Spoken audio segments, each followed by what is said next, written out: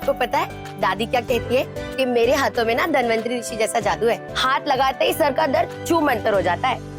ऋषि धन्वंतरी कौन है? हे भगवान, आप भी ना बनारस के महंत दशरथ त्रिपाठी के पोते को ऋषि धन्वंतरी कौन है ये भी नहीं पता। मुझे तो समझ में नहीं आता आपका जन्म ब्राह्मण कुल में कैसे हो गया। आपको तो किसी अंग्रेज के घर पैदा होना चाहिए था। ये बात सही कही तूने। गलती से बनारस में गिर गया मैं। अब सीधा अमेरिका में गिरूंगा। तू टेंशन मत ले।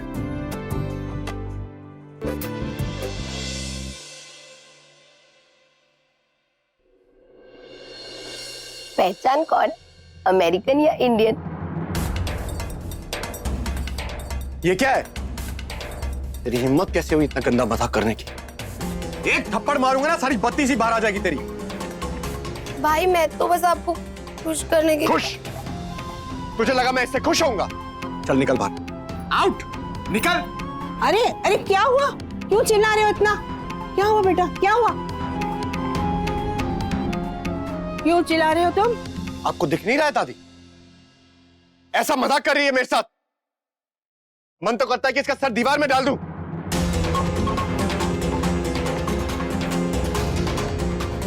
बेवकूफ ने इतना भी नहीं सोचा कि इससे मुझे तकलीफ हो सकती है।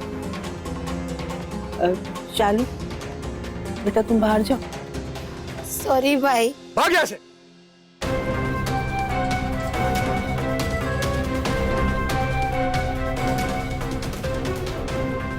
सही कह रहे हो तुम बेटा। अक्सर लोग ये भूल जाते हैं कि उन्हें मजाक हर समय हर जगह हर किसी के साथ नहीं करना चाहिए, और वो ये भी भूल जाते हैं कि मजाक और कश के बीच में एक पतली सी रेखा होती है और हमें उस रेखा का ध्यान रखना चाहिए। और क्या? अब देखो, तुम्हें अपनी बहन का एक छोटा सा मजाक बर्दाश्त नहीं हुआ तो फिर उस विधवा लड़की के बारे में सोचो। उसके साथ तुमने सबके सामने इतना भद्दा और गंदा मजाक किया। क्या बीती होगी उस पर, कैसा लगा होगा उसे। हम ये तो नहीं जानते कि तुम्हें अपने मजाक पर मजा आया कि नहीं, लेकिन वो बेचारी विधवा लड़की कष्ट के मारे अंदर ही अंदर कितना घूट रही होगी। कभी सोचा है तुमने? हम जानते हैं बेटा, तुम हमसे कुछ नहीं छुपाते हो, लेकिन ऐसी खबरें बहुत जल्दी चलती हैं। हमें तुम्हारे इस बर्ताव से बहुत कष्ट हुआ। अरे दादी, सूली पर थोड़ी ना चढ़ाए उसको हम। थोड़ा सा मजाक किया था, आगे हाथ से छूट गया। लेकिन हम थाने भी गए थे दरोगा जी से बात करने को, उसे छुड़ाने को। और जिस पर आपको इतनी तरस आ रही है ना, हमको थैंक यू बोलने के बजाय हमें और सुना दिया उसने। हमारा दिमाग और खराब हो गया। बेटा बैठो। नहीं, बैठो, हमें कुछ बात करनी तुमसे। बैठो। देखो बेटा, एक तो वो लड़की विधवा है और यहाँ विधवा को कोई भी 2-4 बात सुना देता है, और मौका मिला तो उसका जीना मुश्किल कर देते हैं। और वो मौका तुमने दिया उनको। ठीक नहीं किया बच्चे। तुम हमारी बात मानो बेटा, जाके उस विधवा से माफी मांगो। देखो, माफी मांगने से ईश्वर भी बहुत खुश होते हैं। जा। बिल्कुल नहीं दादी, माफी तो हम नहीं मांगने वाले, चाहे ईश्वर हमसे नाराज हो जाए। तुम भी एक बात समझ लो अच्छी तरह से, जब तक तुम उससे माफी नहीं मांगोगे ना, हम भी तुम्हें माफ नहीं करेंगे और तुमसे कभी बात भी नहीं करेंगे। दादी, अरे दादी, दादी, कम ऑन दादी।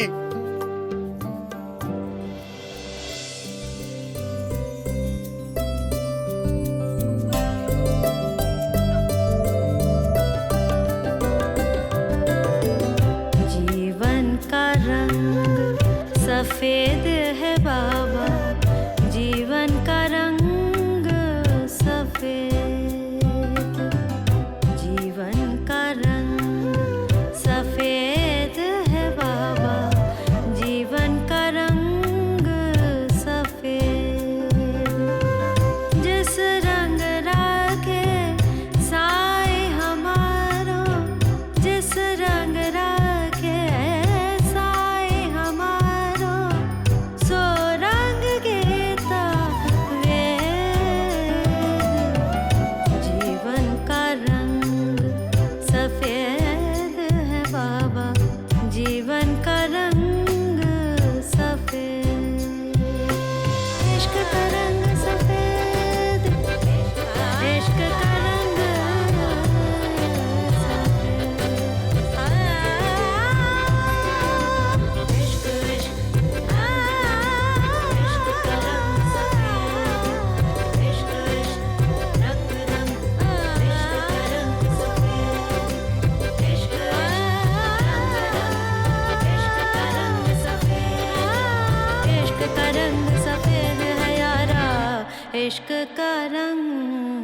सफेद।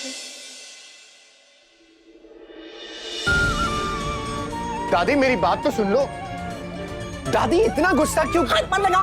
पोता हूं मैं आपका। चले तुम। अरे दादी इतनी नाराजगी ठीक नहीं है, फिर मैं भी रूठ जाऊंगा आपसे। अरे किसी भी औरत की आत्मा को दुख पहुंचाना सबसे बड़ा पाप होता है बेटा, और वो पाप तूने किया है। जाके उससे माफी मांग। माफी मांगने से उसका गुस्सा, उसके मन में जो उथल पुथल हो रही है, वो सब शांत हो जाएगी बेटा। मेरी बात एक बार तू मान तो ले। लेकिन तू क्यों समझेगा? दादी, हाँ? दादी। तू तो इस शहर के सबसे बड़े मान का पोता है ना? त्रिपाठी जी का पोता। तू क्यों माफी मांगेगा?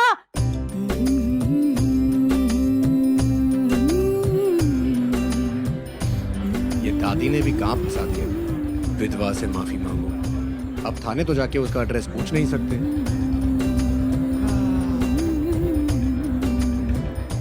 इतने बड़े घाट पे कहां ढूंढूंगा दादी।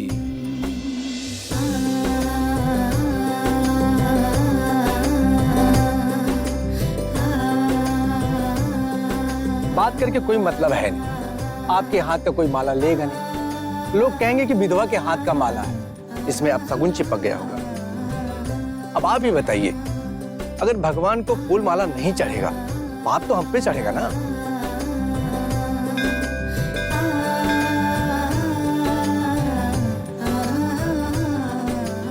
भैया जी आप एक बार काम देखकर तो देखिए, क्या पता कुछ लोग ऐसा ना कहें।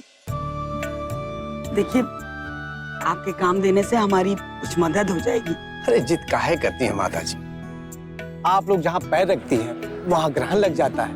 ये फूल माला के चक्कर में मत पड़िए आप लोग।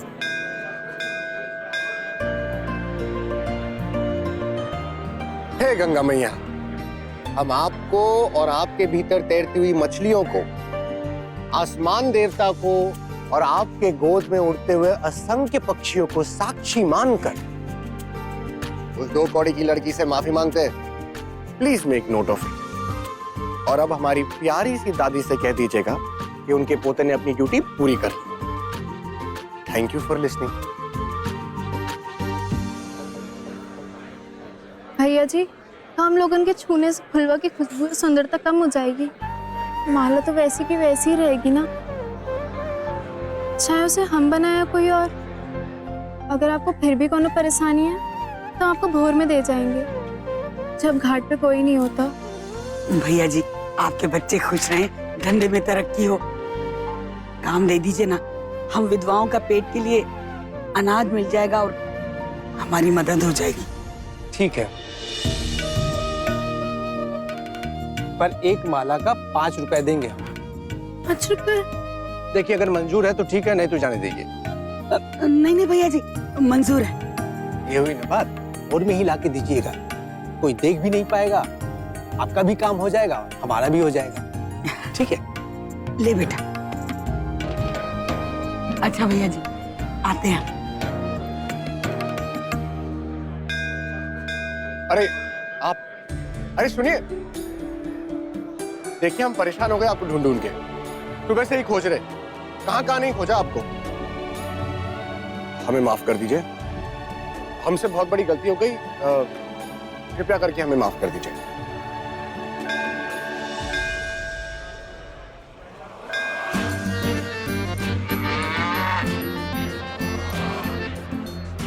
ओ हेलो, अरे गाय माता आप नहीं सुनेंगी तो और कौन सुनेगा? वो तो हमें मिलने से रही। माफी मांगना चाहते हैं हम, हमारी बुढ़िया दादी के दिल को शांति मिल जाएगी, है ना? माफ कर दीजिए।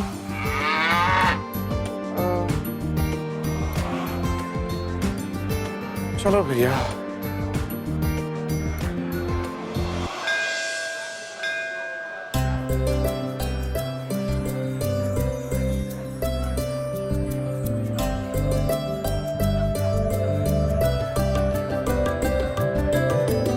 जीवन का रंग धानी बेटा सफेद आप मंदिर चलिए, हम कपास लेकर आते हैं। जी बढ़िया माँ। सफेद जिस रंग राखे साए हमारो,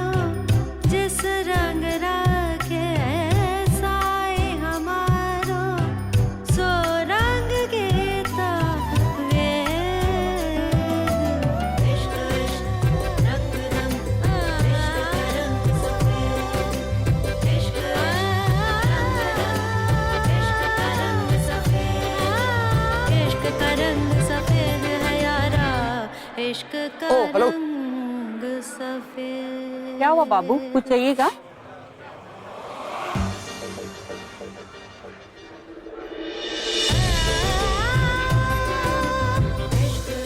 चलो अच्छा और नहीं मिली, घर जाके दादी से कह देंगे हमने तो माफी मांग ली गवाहों के सामने।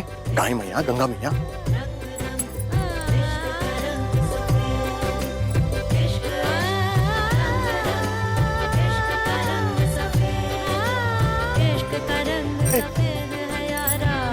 इश्क का रंग सफेद। हाय।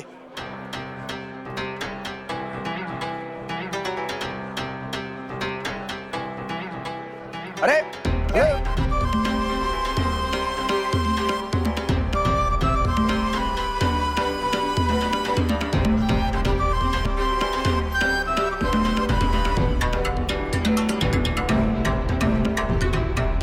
ओ हेलो। अरे बहरी हो क्या?